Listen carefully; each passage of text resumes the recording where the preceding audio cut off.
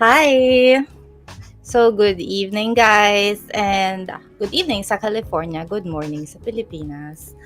And while I'm waiting for Ara to get ready, it's very important na yung mga topics namin today ma-share namin dahil napakaganda ng mga topics today. And they're very, hindi kasi sila na pag-uusapan masyado. So, they're very important to talk about, especially in this day and age na talagang mas accepting yung mga tao, mas nararanasan na natin maging open sa isa't isa. And yes, let's welcome Ara on the show. Hi! Okay. Hi, Julie. Kumusta? Happy Okay Women's naman. Month. Happy Women's Month, yes. And tapos na yung Love Month last February. And also yung, what about? Natatawa ako. Parang Sorry. I think when I was doing my makeup, I was trying to go for Joan Jett, pero yung naging ending, naging Kiss. Yung metal band na Kiss na full white, tapos oh well. Yeah. So, sorry kasi si Miguel was like, he was calling me and hindi ko siya maintindihan.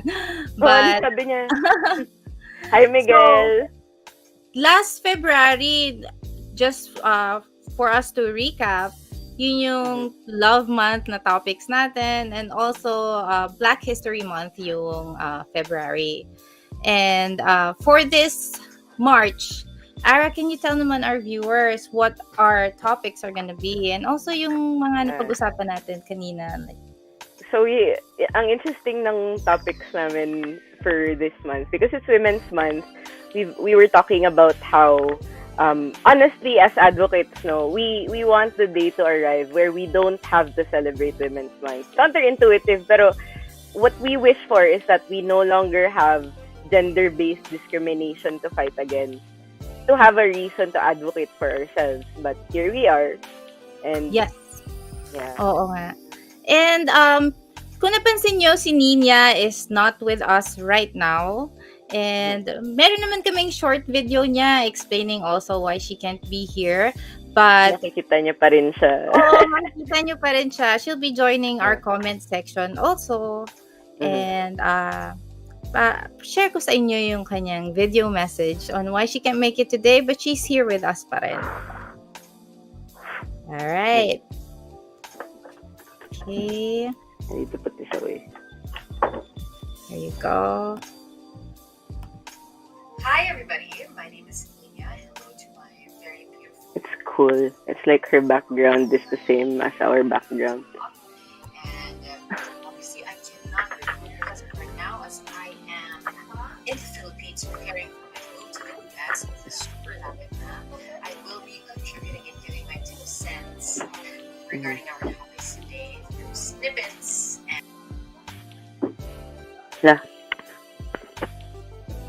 Nawala yung audio niya, Julie. Hello? women. Hi, yes. Naputol.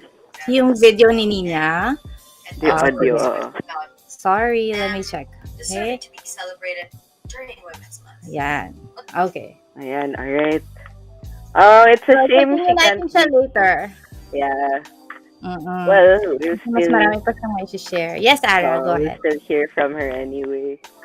So, yun. Ang dami namin pinaghandaan today na pag-usapan because it's interesting how we're still celebrating Women's Month as parang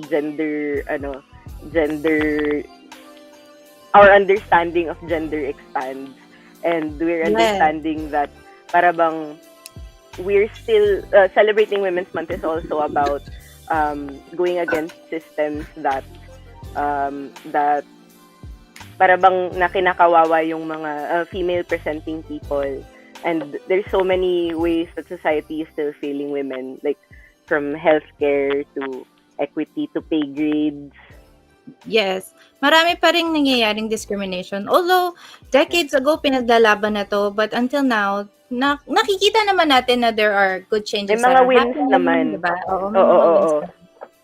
May mga wins naman tayo. Pero it's also, parang, kanina pinag-uusapan namin ni Julie off air na one of the minsan yung pinakamalaking kalaban natin to equity is yung sarili natin, and like we were talking about misogyny, and then we were also talking about internalized misogyny where tayo mismo, ano yung kinakwento mo kanina about like parang simula nung bata ka pa may misconception ka na tungkol sa pagiging babae.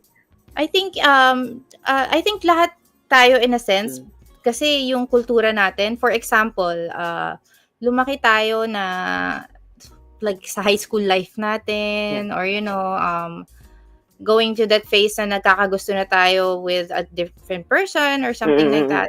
Minsan parang kung ano yung gusto nila, gugustuhin natin. Tapos, kunyari, may sabihin silang ayaw nila, pero gusto natin yung tao. So, kunyari, ayaw na rin natin. Yun yung internal misogyny pala, di ba, na sinasabi nila.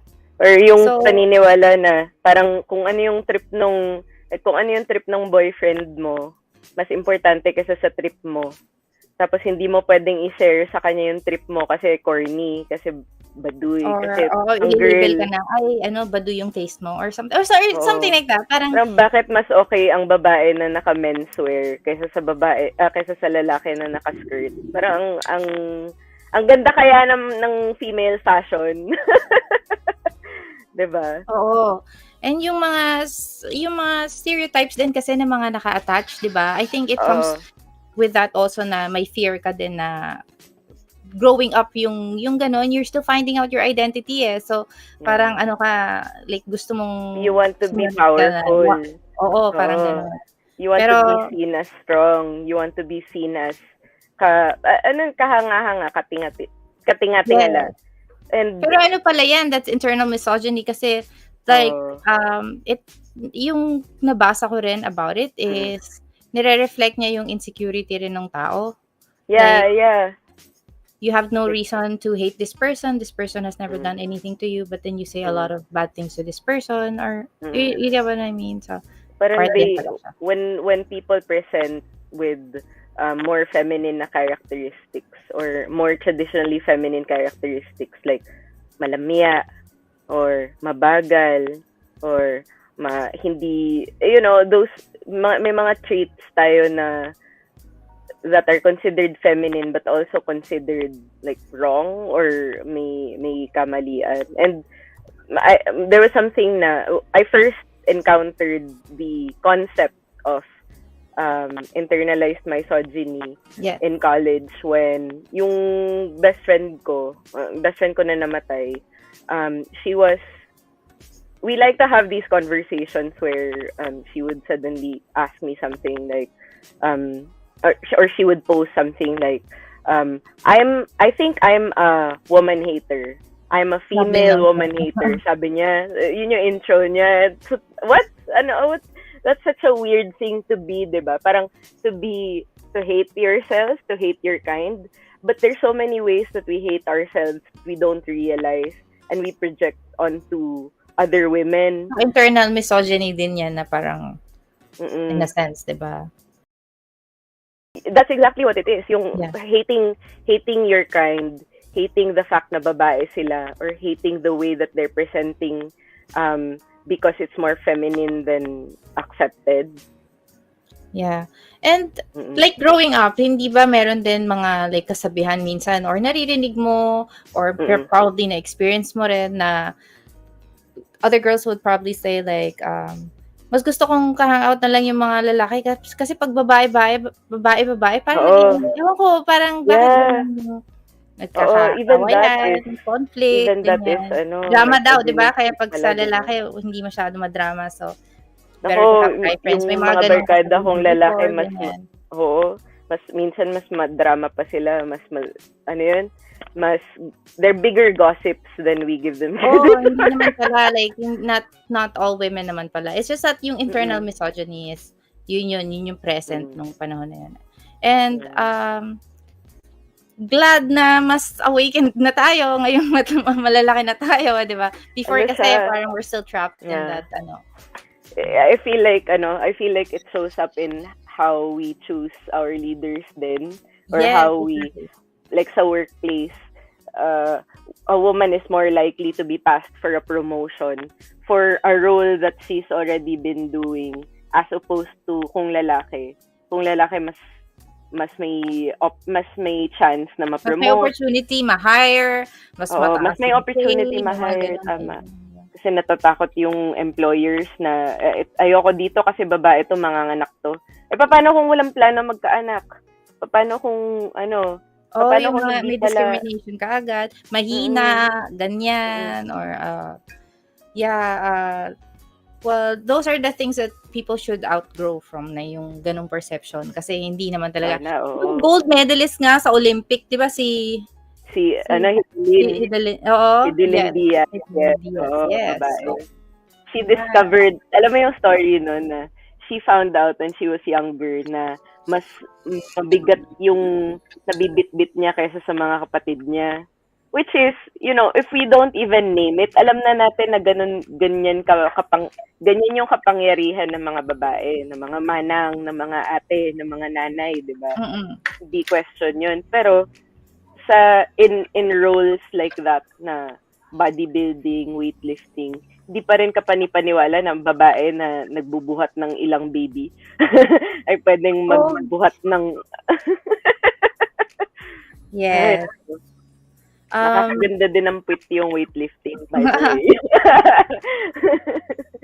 Ano bang ma-weightlifting dito yung kama mamaya? Joke lang. Yung kama.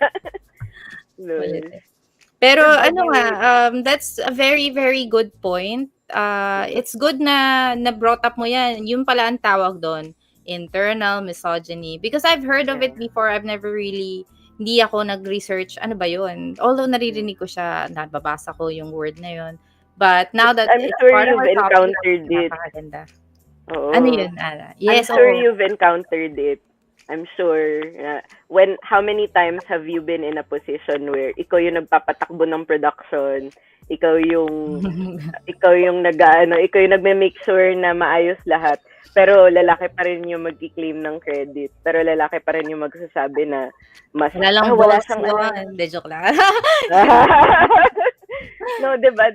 Pero yeah, it's misogynistic for them. And it would be internal misogyny to keep yourself from claiming kung ano yung nararapat sa'yo. Yes. Diba? Hi, Nina! Si Nina's here. Hi, Nina! Lady Tree. Yeah.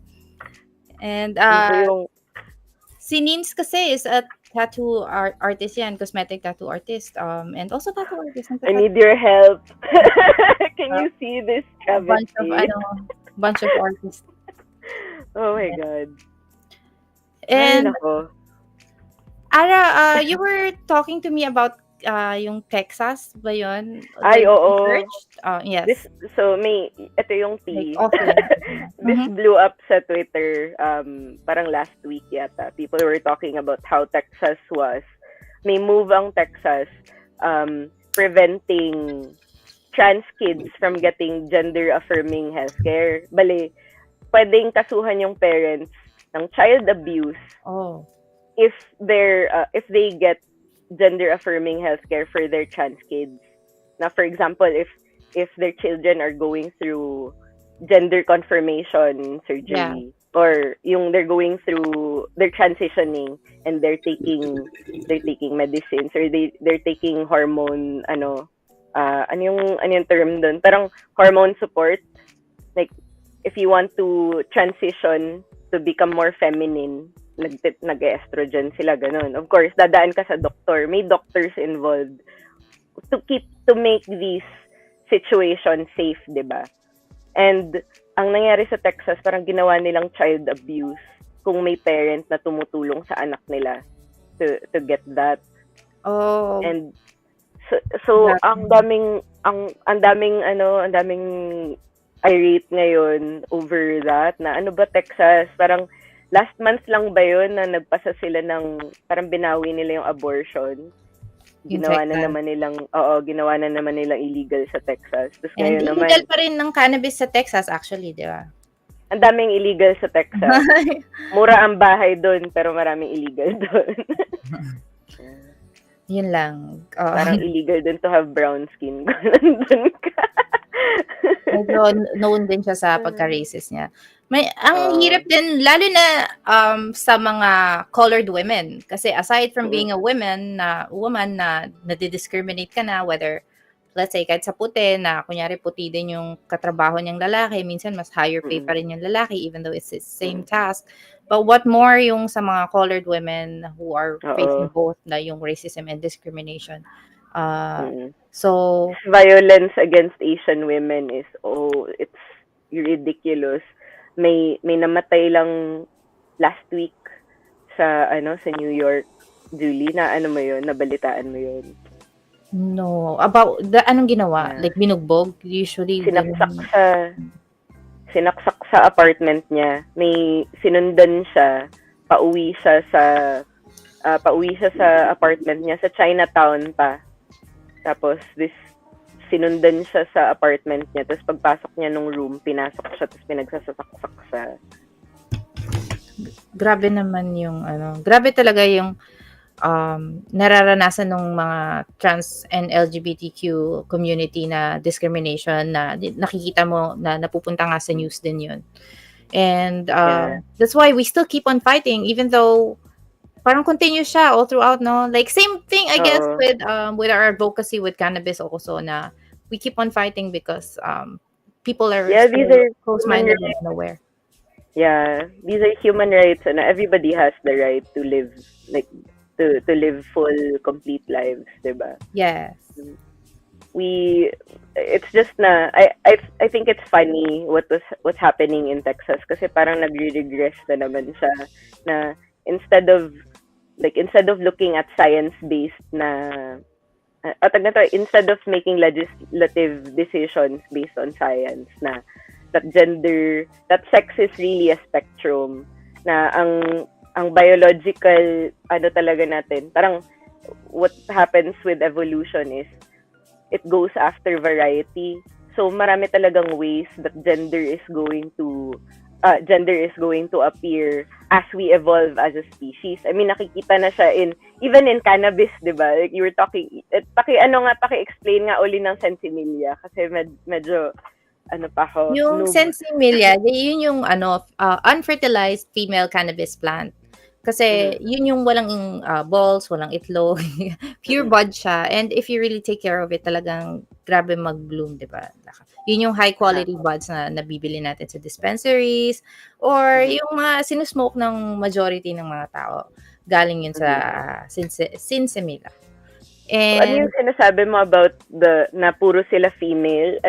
Puro female yung plant? Kasi when you want to grow cannabis, let's say yun ang gusto mo, yung high quality buds na sinusmoke na hindi hemp, 'di ba? Yung hemp more ano pa rin siya, like of course more on CBD, more on the healing properties and all that. Same thing with cannabis but has higher THC, you get what I mean? So if you want to get that high and euphoric feeling, sa Sinsemilla talaga siya. And pag mag-grow ka nun, kailangan mga female plants lang din yung kasama niya. Kasi pag hinaluan mo siya ng male plant, magkakaitlog na rin yun. And pag hindi na maganda yung flower. Diba? I mean, pag nakahaluan ng seeds, hindi siya ganun kasagana sa terpenes niya and all that. But pag nahaluan siya ng seeds, pag ma-smoke mo yung seeds, medyo harsh din yun eh. But we'll have our special guest coming soon, and yun, I'm pretty sure she's very knowledgeable about cannabis. We can ask her questions about Sinsemilla. Yes. So, is she here? No, not yet.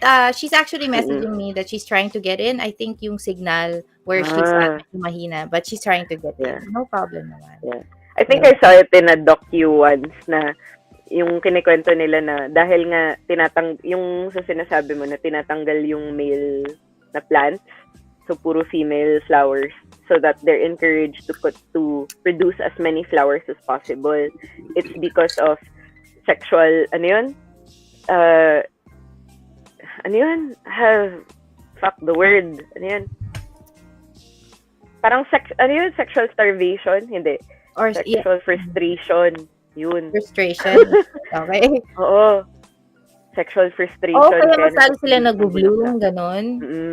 Does Mas that apply to blooming ang humans pag ate. hindi like, no Pag male hindi actor? dinidiligan, Parang ganon. pag hindi dinidiligan, mas blooming. Yeah. Ay, Lord. Nako. Sabi naman ni Jess, pollination. Iba naman yung So, pollination. pag hindi na po-pollinate, mas nagbo-bloom. Ganun ba yun? I guess. Sa halaman ng cannabis. Sa cannabis. Iko-connect ko sana siya sa mas Pag sa tao productive. baka hindi ko alam. Wala pang proven studies dyan. No, may Meron. oo, actually, may, ano yun, nakalimutan ko sino yung nagkwento sa akin, and I didn't prepare for it, so hindi ko siya nasama sa research ko. Pero may nagsabi na, ano yun, yung pipigilan mo yung, parang as in tantra, where pipigilan mo yung orgasm mo para ma-retain mo yung Or sacral mag-isip ka na lang ng energy. pangit on the spot, so wala na. Mag-isip ka ng pangit, pero Uy, speaking of our special guest na sobrang grateful talaga ako na pumayag talaga siyang mag-guest. Nandito na po siya, si Ate Juana. Ayan. Welcome. Sana lumabas yung video. Hindi ko kasi alam kung gaano ng signal nila doon. Yeah. Ate Juana. Are you in the room, Juana Blunt? Okay. Wala ulit siya. Sabihin, nag-reload yung internet. So, sige. Babalik.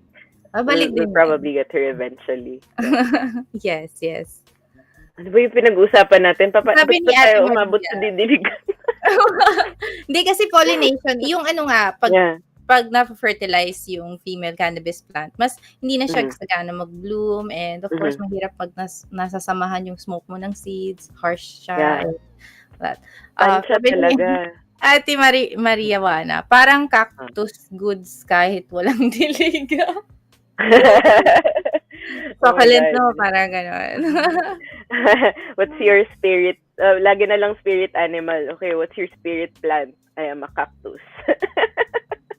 Grabe mag-repel ng yun. Kasi tusok-tusok ka talaga.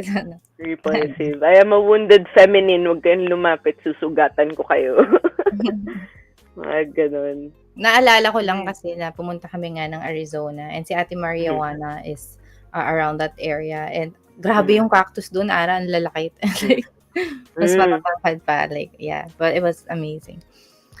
But yun, sabi paano nagpo-pollinate ang cactus? Actually, good question yan. Paano sila nagpo-pollinate? Ano Hindi ba parang, hindi ko alam. Like, usually, ginagawa ko to is kakat mo lang, tapos patutubuin mo lang. Like, ganun, di ba? That's, propagation. Speaking of agricultural, parang kung human-aided na propagation, alam natin kung paano. Pero in nature, paano kumakalat ang cactus? Diba? Bees? Yes. Oh my God, I'm so stupid. I need to find out. Yung, di ba meron pa rin silang minsan yung mga cactus na iba may flowers. So, may pollens pa rin sila. Tapos, How do they get cacti I guess. pollinate? Oh, flowers. Oo nga, no? So, pollen is typically pollinate pa rin. Kasi may flowers sila. Alam mo, yung iba nga doon, isang araw lang bubuka, tapos overnight lang, sasara na for the whole year. Just yeah. Oo nga. May mga flowers na. Ngayon lang ako magbo-bloom. Pagkatapos, ayoko na sa inyo. Special ako, one day only. Sabi. Isang baby lang. Ayoko ng mga anak. Mga ganun na mga diba? Yes. Oh my God. So Ate Juana is trying to get in. Although every time she gets in, parang mag-freeze lang yung screen niya. But try pa rin natin. Yeah, oo. Might be the signal in the area. Sabi niya. Yeah. While she's looking for signals in the area, do you wanna I wanna hear Nina's birth story. Yes. Oo. And I don't know how to make her volume louder, but I'll just mute us, and then I'll try if I can make the volume louder. Ayun, sige. Oo nga, because our topic is also about birthing. Yeah, we wanted to talk about birthing. Iba-iba kasi yung proseso ng birth, no? Grabe, may ibang natural, walang painkiller, ganyan. Yeah. Meron naman cesarean, meron naman yung normal lang, ganyan. So, May iba't ibang klaseng hiwa. Parang represented din tayong tatlo ng ano, ng spectrum. Like super radical yung akin. Tapos kay did Nina have a normal birth in a hospital? Oh, now we'll find out. All right. Okay. Sige, Oh, sige. sige. So, if you don't mind, let's mute ourselves, Mhm. Ara. Sige.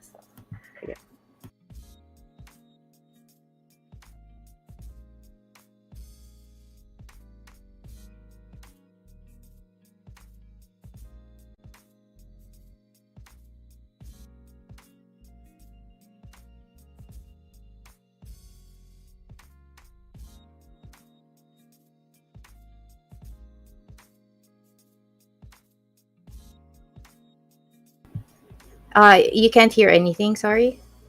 Ala. Okay. I guess I won't mute myself then, and I'll play her video.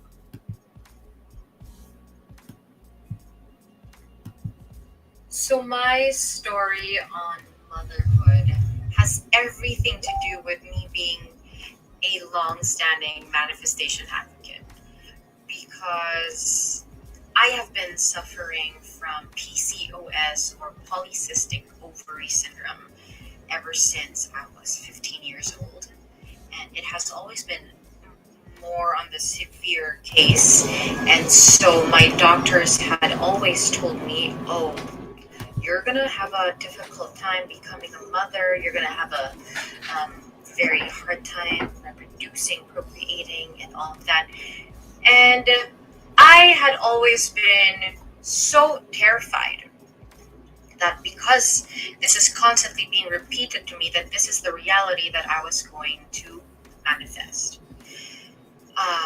Of course, throughout the relationships in my life, I had to be safe and on the pill. But at the same time, I was also doing my meditations, my fertility meditations, ever since in my early 20s. I I always said that I always knew that I was, fit to be and born to be a mother. Nah, if he, this did not work out with a man that I was dating in relationship wise in the moment, and this is what I was thinking in my 20s, then I would be, and I happened to get pregnant, I would be fine. I would be an amazing mother regardless.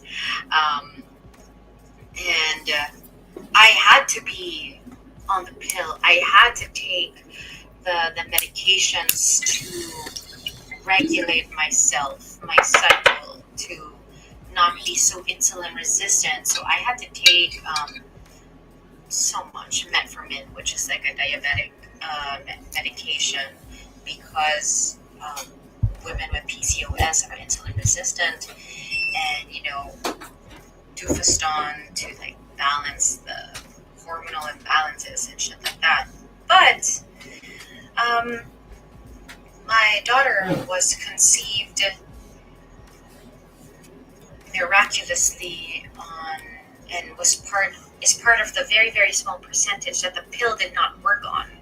But I think it was my mindset that worked more, and I have been all about manifestation, law of attraction, and meditation ever since. And it's such a powerful tool in my life that I use every single second of every day. Okay, so yan na. So I got pregnant. I was going into, before I found out I was pregnant, I was going into my regular ultrasound to count how many cysts my ovaries had, and I was, no matter what I did, I was always not on the spot regular. There was always like a butal, so I always had to check how many fibroids I had, and polyps in my ovaries. So the doctor was like, well, you don't have your period, or your period is delayed or irregular this month because it seems like you were 2 months pregnant. So I was like, huh? And she was like, huh? And we were all shocked because I had the proof. I had all my pills. I showed her everything. Everything was so accounted for. I was very religious with my medication, because if I don't have my medication under control, then it affects everything. My mood swings, um, and then I fall into depression, because that's just what happens with hormonal imbalances as a woman, and with like gynecological issues, which is a whole other topic that I will be discussing on a different day, because there's just a mass of things to discuss when it comes to that. So anyway, she is definitely a law of attraction baby, and I gave birth in Los Angeles, and um, I it has been me and my daughter ever since, because I became a single mother very, very, very shortly soon after I gave birth. And she is my best friend. I bring her everywhere to all my work meetings I had. And we have a very, very fun mother-daughter journey that we are living. But the story is, I was working as a makeup artist in LA in 2016, and one day decided to go to Disneyland, and apparently I was already pregnant. Apparently my body was a little bit stressed, and I rode the Splash Mountain ride, and I spotted the day after. And so I went to my OB, or to the doctor that I found in Glendale, and she told me that I was no longer fit to travel. So I ended up staying in the US and giving birth there. She had to induce me, because on my delivery day, she was she was going on vacation with her staff in Vegas, and I was like, no, I just want you to be the one to deliver my baby, because I was already very comfortable with her. So she induced me a little bit earlier when the coast was clear, and that's how I gave birth. But also I was under a lot of stress, because my partner at that time was come and go galing sa Pilipinas, and he was going on a vacation 3 days after I gave birth, and for a month. So 3 days after I gave birth, it was just my daughter and I. I had no milk because I was so stressed that I was alone, and pero kinaya. My milk came in 7 days later. And so the bond between my daughter and I, until today, no yaya and everything, it's just been us. It's been so solid ever since. Women should have to go through that, because that was very, very difficult to go through. And it definitely made me the strong person I am today. Yes. Ayun. Nice. Nice. Yeah, it's my first time watching the full video of this, kasi kanina siniset up ko lang siya. But yeah, thank you, Nina. Thank you, Ninya, for sharing. Oh my God, because another reason why medical cannabis is essential, no? Like, while she was talking about her PCOS journey, ginugol ko lang, and there were several articles linking PCOS and PCOS recovery and treatment. Si Ate Juana is here, pero we'll add her and then we'll show that first. Kasi that's very good, Ara. You did see yung cannabis for cannabis strains for policy. Best 5 strains for PCOS, di ba? Yes. So welcome natin si Ate Juana Blanc. Hello! Hi, Ate Ma! Magandang araw sa'yo. Yan. Yes. Hello po. Good morning. Thank you. Yung shades mo. I hope you don't mind. We don't mind at all. I hope you don't mind the face and all. So, okay. Yes. All right. How are you guys? Thanks for the invite. Of Thank you for course. coming. Sabi ni Kuya po naman, si Kuya Ednis ba yan? Ay, Ay, Parang ate, hindi. ate Ednis. si Ate Ednis to this time. Yes, so Cool. si Ate Wana, yung about sa Sinsemilla, kasi nagtatanong din sa akin si Ara earlier about those things. Sabi ko si Ate Wana will give us very good insights on growing or like ano ba yung paraan para bakit hinihiwalay ang babae sa lalaking halaman. Bakit kailangan ihiwalay yung kuya na nasa likod? Dahil ba daw mas blooming yung babae pag walang lalaki? Pag walang lalaki. Sabi ng cannabis? Joke lang.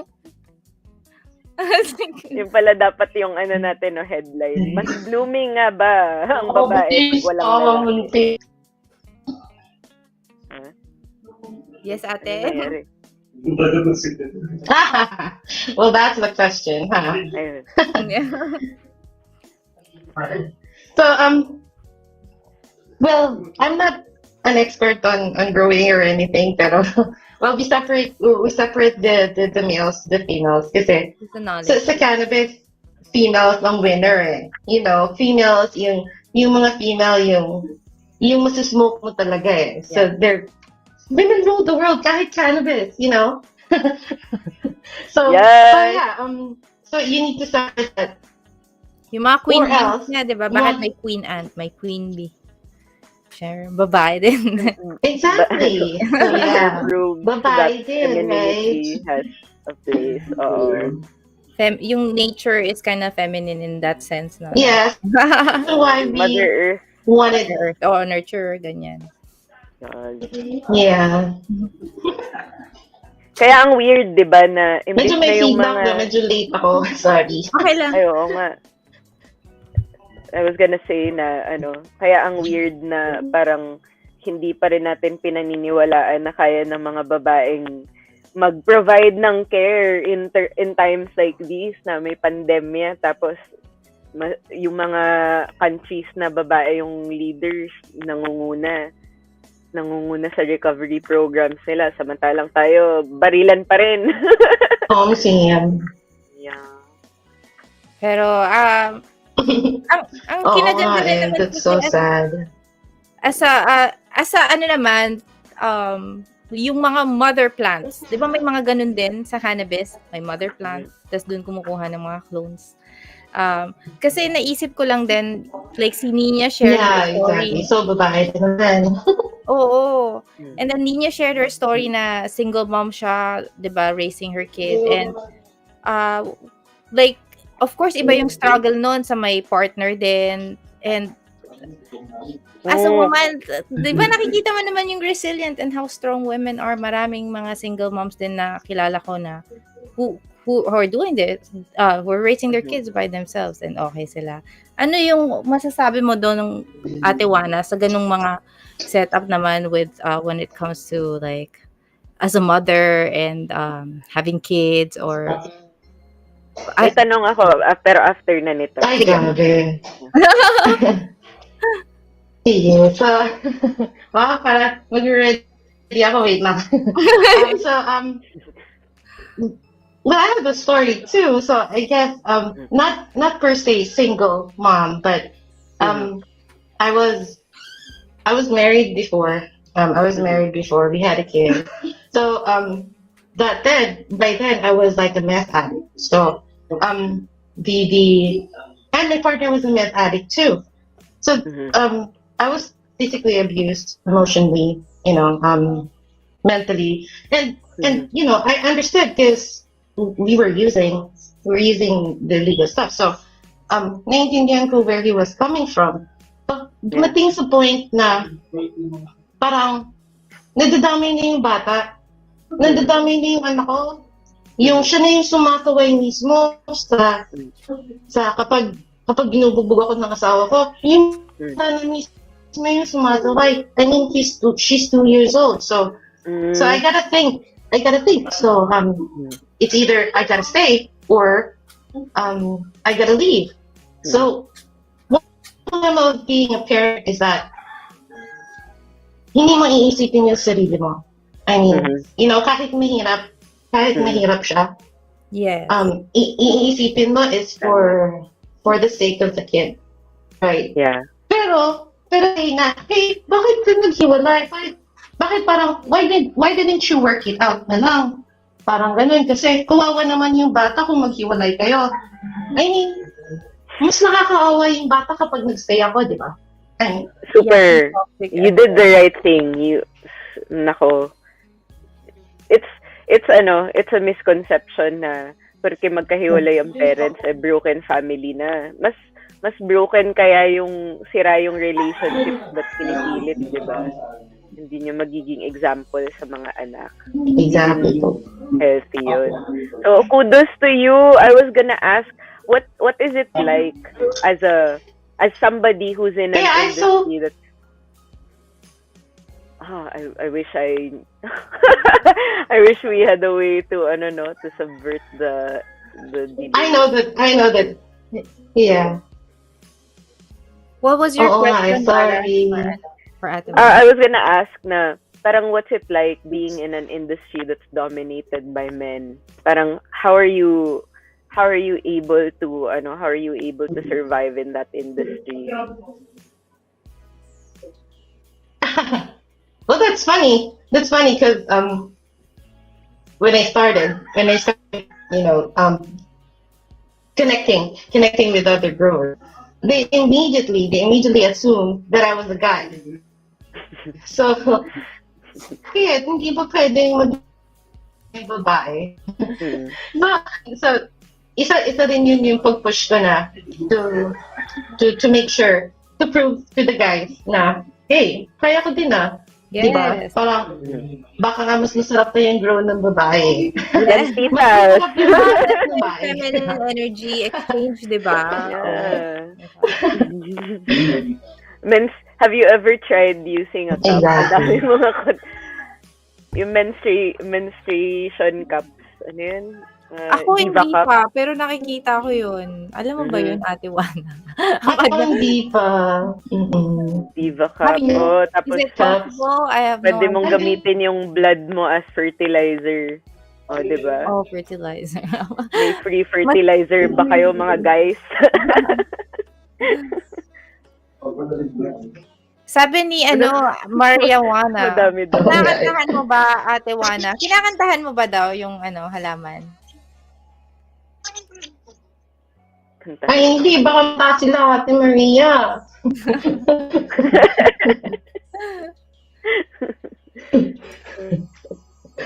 baka ma-shock sila sa voice ko. So, pinapatugtugan ko na lang sila ng class music. Malay mo, boses mo pa talaga yung hinahanap-hanap nila. Kaya kantahan mo na.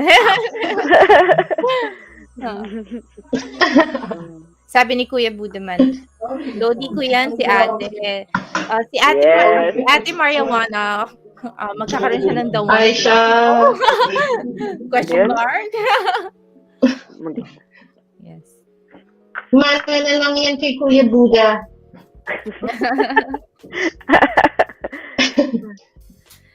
Ikaw, Ara, ano yung birthing story mo on your end? Oh my God. I had kasi nagkakwentuhan kami before you came in, Ate Juana. Nagkakwentuhan kami about birth story. So nanay ka din pala. So, pwede kang we'd like to hear your birth story din. Yung sa akin. Birth story. Yes, birth stories. Sige, mamaya na yung akin kasi medyo traumatic yung aftermath.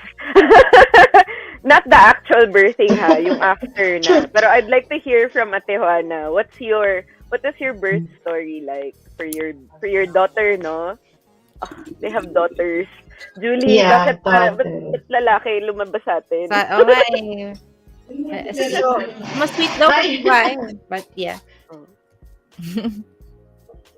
Rin, nandito din minsan namamana sa nanay. Char. Nanay, siyempre. So, Birth story. So we rented an apartment before kasi pinalayas nga ako ng nanay ko kasi nga buntis ako. So we Okay. had to rent this small apartment. So we had to rent this small apartment. It's like a 2x4. It's a small room and it's in the second floor. So dun ako up till 9 months. Unfortunately, pumunta kami nung hospital a day before the my labor. So sabi nila hindi pa daw. Ako nagle-labor. So we went home. Nag-walk kami sa mall and all that. Tapos, yun pala, in labor na talaga ako as in. And labor na pala talaga ako that time. Active labor na. You know, natulog pa ako eh. Natulog pa talaga ako eh. Tapos, nung kinamagahan, yung parang feeling mo na si CR ka.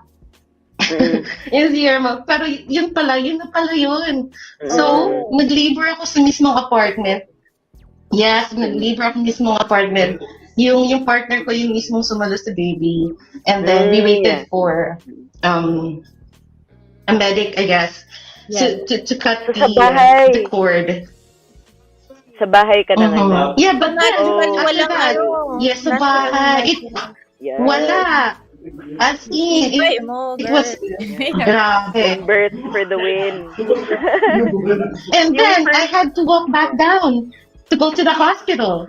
Oh my God. This is after your placenta was out na. After the placenta was out, I had to walk down to the van or something. It was a very small apartment. For the cleanup? 2 guys can't fit on the stairs. So it's a very, very small. So isang person na talaga kaya sa isang stair. So I had no choice. So yeah, and then we went to the hospital and then... Yeah. No, go ahead, ate. I know, I was just gonna... medyo mahaba din yung kwento ko. Pero so you went to the hospital. I wanna know why you had to go to the hospital afterwards. Kasi, they instructed me to go the what do you call that? Yung maternity, yung nurse para sa, I don't know the term. So, yung nagpapanganak sa bahay. Yung parang gano'n. Midwife. Yeah. Yung midwife. Yeah, there you go. Sorry. Okay, yeah, instructed us to go to the hospital, and then when we went to the hospital, I had to wait for like 30 more minutes habang dumudugo ako sa wheelchair before they attended to me because it was a public hospital. You know, Philippines, so it was a public hospital. We were dead poor because pinalayas ako ng nanay ko, di ba? So yeah, we had no choice. So that's my birth story. So I want to hear about Ate Ira. It's crazy kasi before giving birth, parang I went into this wormhole of researching panganganak sa atin. Kasi 'di ba parang on top of the fears, number 1 fear ng babae ma-rape, second fear mamatay sa panganganak, 'di ba? And my grandmother died giving birth. My mother, my elder sister died when she was being birthed. Tapos basta may takot ako around giving birth, and I just wanted to get information, So I was researching about it, and I found this YouTube video called orgasmic labor, orgasmic birthing. So para what? May orgasm habang nag-birth. May mga ganun pala talaga. Parang pwedeng maging orgasmic ang panganganak. Can you imagine? So parang yung joke pa kung pinapasukan para makapag-orgasm ka. Paano pa kung may something na doon, 'di ba? And it was parang it led me to reading more about reading more women's birth stories. I read so many birth stories in preparation for nung nagbuntis na ako, and like I wanted to figure out paano ako pwede manganak na not without medical assistance, na parang how could I have a spiritual home birth in my mom's house. So we were And we did all of our research, nag-prepare kami ng ano, and it's not ano no, it's not anong tawag ito, kasi we didn't I'm a DIY sort of person. Para bang if there's something that I want to figure out, reverse engineer ko. Tapos I try to absorb as much information as I possibly can, whether it aligns with what I believe in, and if it does not. Kasi I wanted to have an informed decision na am I really going to go with this sort of birthing. Yeah. And what I ended up doing was we had a water birth. We had a pool na in-inflate namin dun sa bahay ng mom ko. Yung water was all potable water. Tapos may water heater, we were constantly filling parang matrabaho siya. Pero we were able to do it. And throughout the process, syempre may mga naysayers, may ambulansang pinadala yung midwife ko, yung doctor, yung gynecologist ko, who said that she would be able to do it kasi she'd done a workshop on it. She took a workshop, she attended a lecture about it. Kahit na wala pa siyang experience, she wanted to do it. But on the day itself, nagpadala siya ng ambulance because she wanted to bring me to the hospital. And I didn't want to have it at the hospital for several reasons. First, it was going to be a public hospital. And as your fears are, ganun din yung fears ko na parang lahat ng may sakit nandun. Hindi, like, you don't know what could happen to you. You don't know kung mahahawa ka ng... Oo. May mga ganun ako na fears. May fears ako na hindi ako giving birth, I papansinin. guess, kasi talagang... I wanted to be as sheltered, as protected as possible. And the safest that I felt I could be was at home. Like, na controlled mo yung variables, controlled mo yung environment, masasanitize mo, etc., ganun. And ang daming balakid sa ganun. And we found out later, nung pagkatapos ng ipanganak, another reason why I didn't want to have the birth in the hospital is because we wanted to practice non-severance. Yung lotus birth, hindi puputulin yung umbilical cord. And with lotus birth, you wait for the umbilicus to fall off. So I knew that if we had this sa hospital, because they have a system in place na hindi ka pwedeng mag-insert na pwedeng ganito, pwedeng ganyan. Hindi siya parang Starbucks na mag-order ka ng frap tapos sabihin mo specifically how you want the frap, they're gonna be able to provide it. Birthing is much more complicated. And for them to accept my outrageous requests, they'd have to change their entire system, which is, sa mga established na mga institutions, it's impossible. So nung nanganak na ako, what happened was, yung nanay ko kasi, administrative officer ng hospital, ng public hospital namin, pinagalitan siya. Kasi anak niya pa, pinayagan niyang ganun, sila pala yung model ng home birth ban sa Pilipinas. Yung namin, yung municipality namin. So, kaya the reason that they're pushing for a home birth ban is because more often than not, yung mga hilot, yung mga nagpapanganak sa bahay, hindi na napas yung traditional na ways of magpapanganak. May mga, kung napas, kung meron mang napas, hindi siya substantial kasi marami pa ring namamatay. Maraming nanay na namamatay sa ganun klaseng birthing. Like may horror stories may horror stories sila na yung after the fact na nanganak na, tinakbo sa hospital tapos duguan yung nanay. We need to find na yung laceration niya was caused by yung kuko nung midwife, yung kuko nung hilot. Balik kuko yung ginamit para ikat para hilahin yung baby.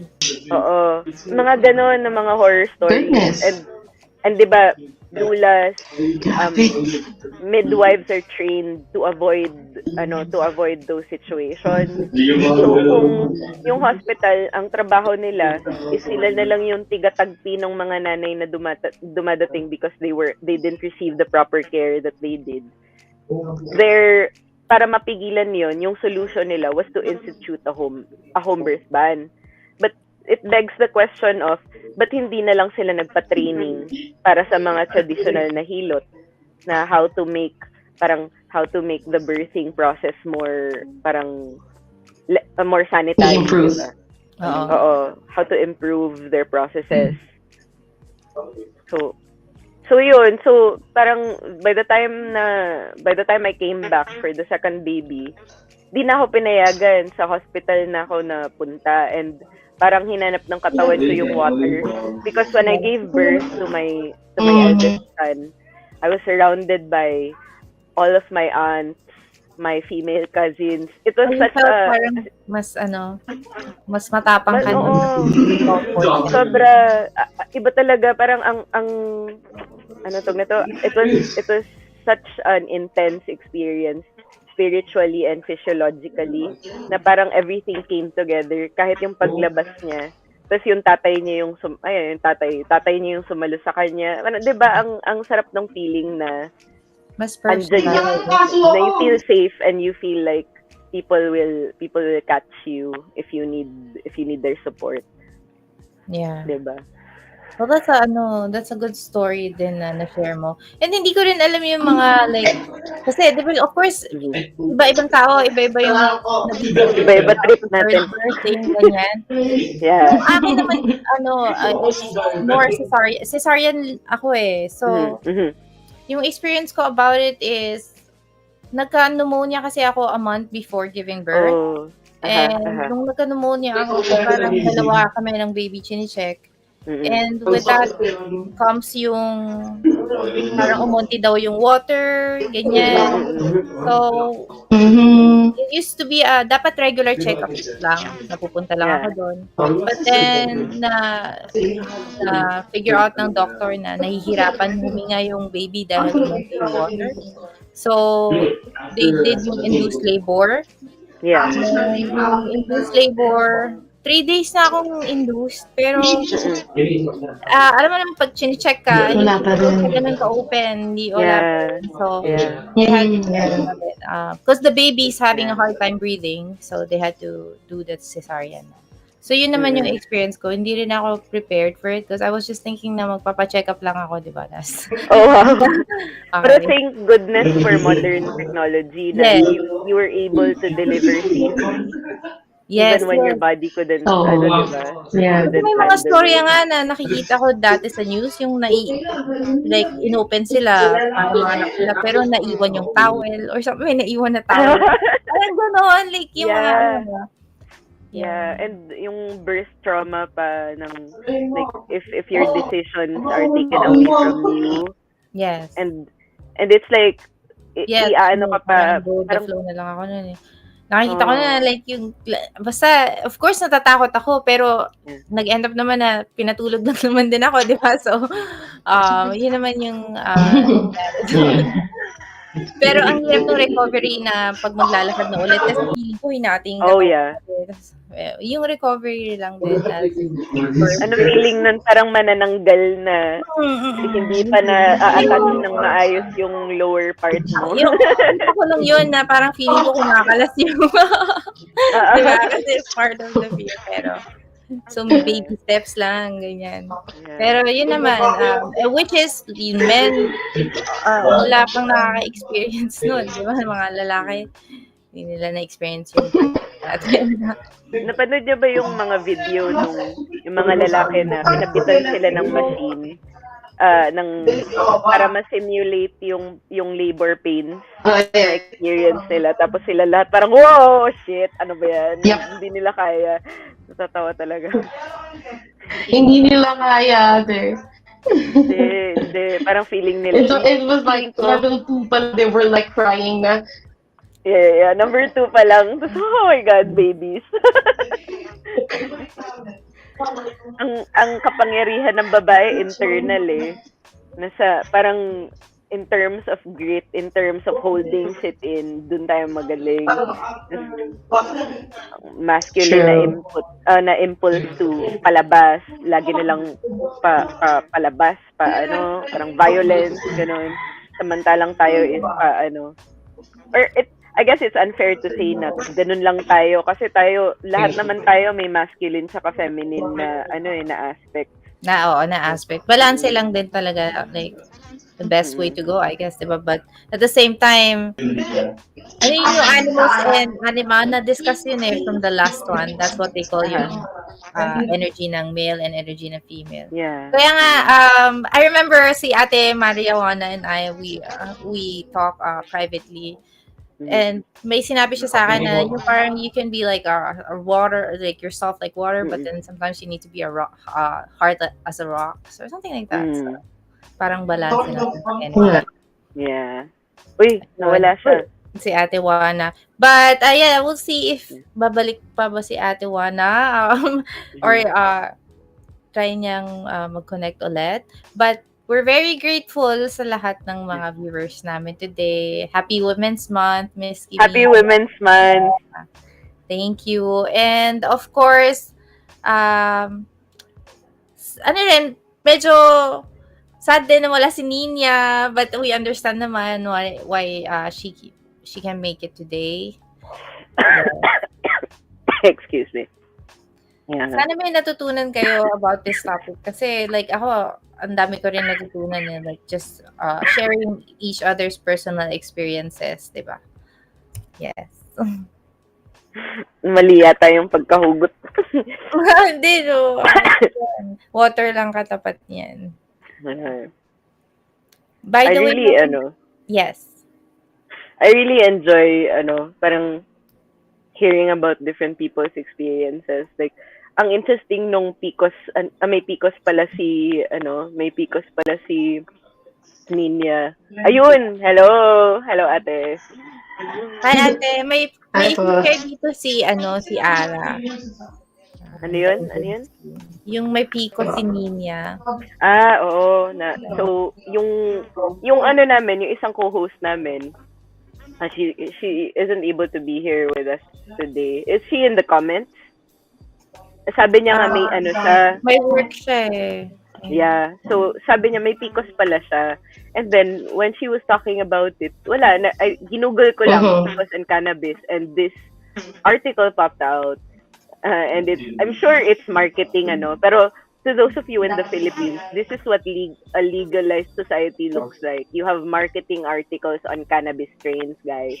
So, it's the 5 best cannabis strains for polycystic ovary syndrome. So, hindi na pinag-aawayan dito kung pwede ba siya for PCOS or not. Accepted siya. In fact, there's an article pushing you to buy these 5 strains. So,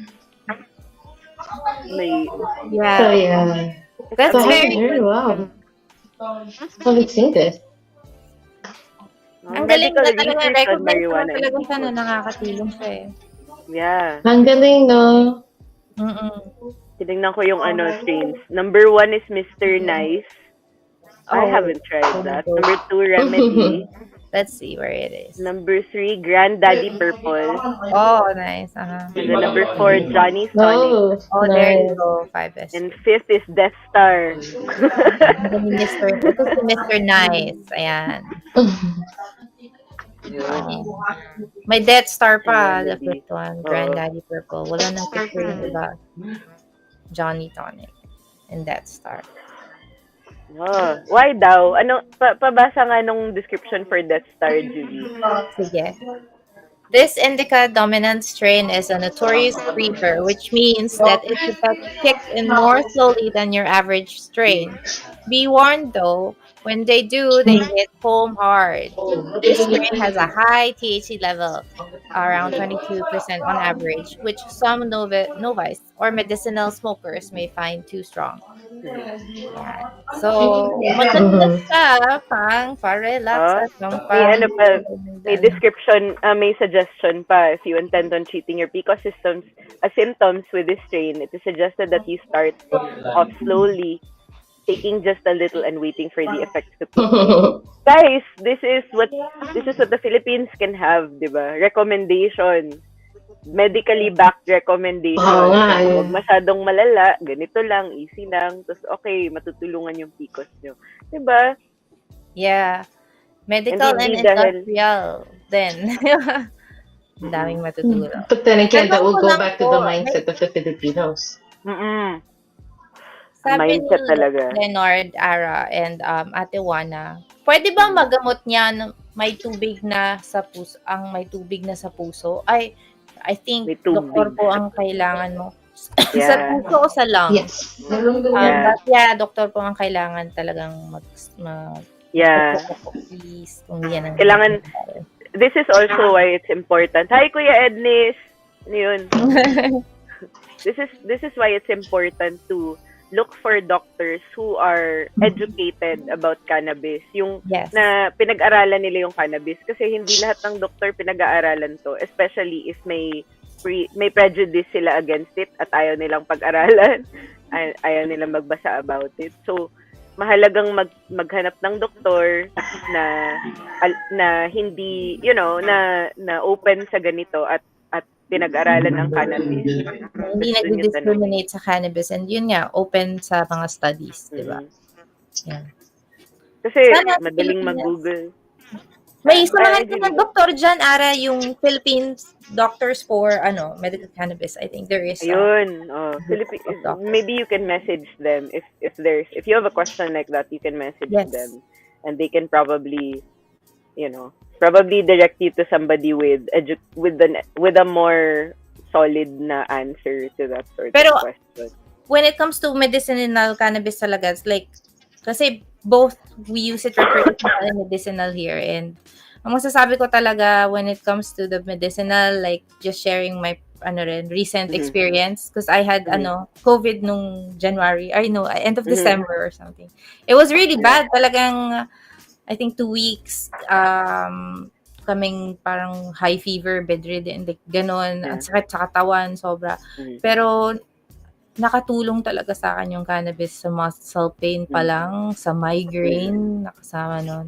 So, things like that na sana na-open talaga yun. And yun na, maapektuhan na yung legislation, pero dapat yung values naka-center talaga sa compassion na puso na gamot ito, puso yung humihiran sa'yo na gusto mong ikalat sa mga tao, and hindi yung pera yung nagpo-push like dahil yayaman ka dito.